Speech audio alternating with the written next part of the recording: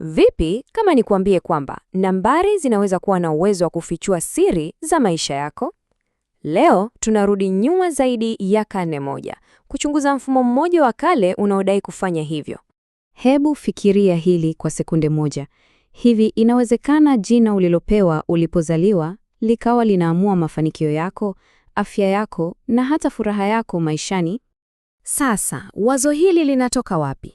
Basi chanzo chetu ni kitabu hiki hapa, Sayansi ya Kale ya Nambari, kilichoandikwa na Luo Clement. Kitabu hiki kidogo kilikuwa na ahadi kubwa sana, kwamba kanuni zake zinaweza kukuongoza kwenye afya njema, mafanikio na furaha. Sawa, hebu tuzame ndani tuone. Okay, msingi wa kitabu hiki sio hisabati ile tunayoijua shuleni, la hasha. Unahusu wazo kwamba ulimwengu wote, kila kitu kinaendeshwa na nguvu fulani isizoonekana, yani mitetemo, ambayo inaunganisha kila kitu pamoja. Na ili uone jinsi walivyochukulia hili jambo kwa uzito, sikiliza nukuu hii kutoka kwenye kitabu. Hii haikuwa nadharia ya kubahatisha tu, ilikuwa ni mfumo kamili wa imani. Wazo la kwamba kuna mpangilio wa kimungu, hisabati takatifu, inayoongoza kila kitu. Sawa, kwa hiyo misingi mikuu ni hii hapa. Ni rahisi. Wazo lenyewe ni kwamba kila kitu kinatoa nishati fulani, mtetemo. Jina lako ambalo linaweza kubadilishwa kuwa nambari lina mtetemo wake wenyewe, na lengo kuu ni kuhakikisha mtetemo huo unapatana na mitetemo mingine muhimu katika maisha yako. Sawa, sasa tuingie kwenye mambo yenyewe. Unafanyaje sasa kubadilisha jina lako kuwa nambari?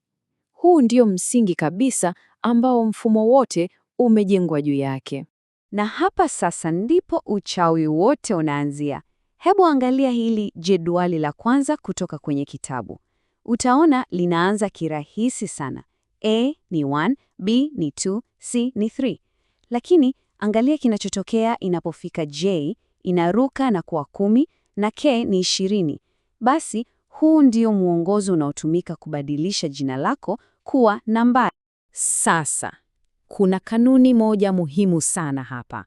Kwenye mahesabu haya ya msingi, sifuri zote zinatupwa kando. Kama unavyoona, 10 inakuwa 1 na 20 inakuwa 2. Yaani, kila nambari inapunguzwa hadi kwenye kiini chake cha tarakimu moja. Kumbuka hili, maana tutalitumia sasa hivi. Sawa, sasa ni wakati wako wa kushiriki. Chukueni kalamu na karatasi kama mnazo karibu, kwa sababu tutaenda kukokotoa nambari 2 muhimu zaidi kulingana na huu mfumo. Nambari yako ya jina na nambari yako ya kuzaliwa. Tuanze na ya kwanza, nambari ya jina. Kulingana na kitabu hiki, hii ndiyo nguvu kuu chanya yako. Yaani, kama kiini cha wewe ni nani, mtetemo mkuu unaoathiri njia yako maishani. Na jinsi ya kuipata ni rahisi sana. Fuata tu hatua hizi unazoziona. Andika jina lako la kwanza. Tumia lile jedwali tuliloliona kubadilisha herufi ziwe nambari, kisha jumlisha. Kumbuka, lengo letu ni kufikia tarakimu moja tu mwishoni. Ili tuelewe vizuri zaidi, hebu tutumie mfano ule ule kutoka kwenye kitabu chao. Jina, Ana. Tukitumia lile jedwali, A ni 1 na N ni 5.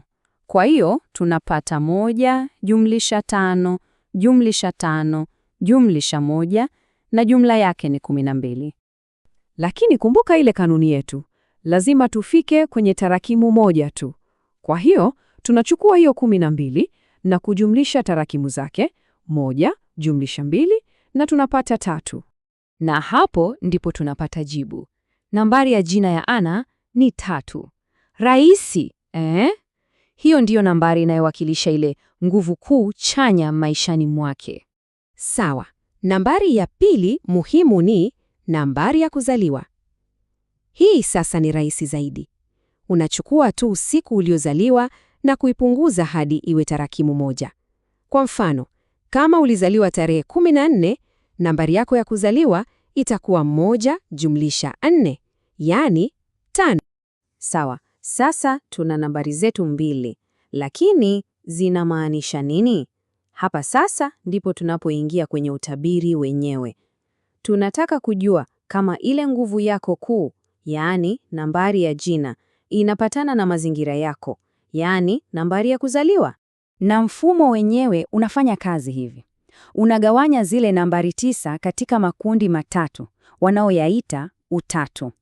Kama unavyoona, utatu wa kwanza una 1, 5 na 7. Ule wa pili una 2, 4 na 8. Na nambari zozote zilizo ndani ya kundi moja zinachukuliwa kuwa zina upatanisho. Sasa sikiliza, hii ndiyo kanuni muhimu kuliko zote. Ikiwa nambari yako ya jina na nambari yako ya kuzaliwa zote ziko kwenye utatu mmoja, kwa mfano, moja ni 2 na nyingine ni 8, basi maisha yako yana upatanisho.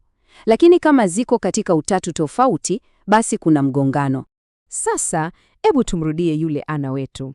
Tuchukulie alizaliwa tarehe 1 ya mwezi. Nambari yake ya jina, kumbuka, ni 30. Hiyo ipo kwenye utatu wa tatu. Na nambari yake ya kuzaliwa ni 1, ambayo iko kwenye utatu wa kwanza. Na sasa, matokeo ya huu mgongano ni nini? Kulingana na kitabu hiki, matokeo yake ni makubwa sana, sio masihara. Hawazungumzi usumbufu mdogo tu, wanazungumzia chanzo cha magonjwa, kushindwa na huzuni. Okay, baada ya kuuchimba huu mfumo wa zaidi ya miaka 100, swali linabaki. Tunajifunza nini kutokana na haya yote leo? Sasa, kama nambari zako zinagongana, kitabu kilikuwa na suluhisho gani? Utashangaa jinsi ilivyo rahisi. Walisema, badilisha jina lako. Ikiwa jina lako halina upatanisho, chagua jipya. Hii inatuonyesha jinsi walivyoamini kwa dhati kabisa katika nguvu ya jina kuumba hatima ya mtu. Na hili sasa ndilo linatuacha na swali la mwisho. Iwe ni kupitia nambari, nyota, sayansi au hata sanaa. Sisi binadamu tunaonekana daima tunatafuta mifumo ili kuelewa maisha yetu. Huu mfumo wa kale ni ukumbusho tu wa hiyo safari yetu isiyoisha ya kutafuta maana. Je, wewe katika maisha yako unatafuta maana katika mifumo gani?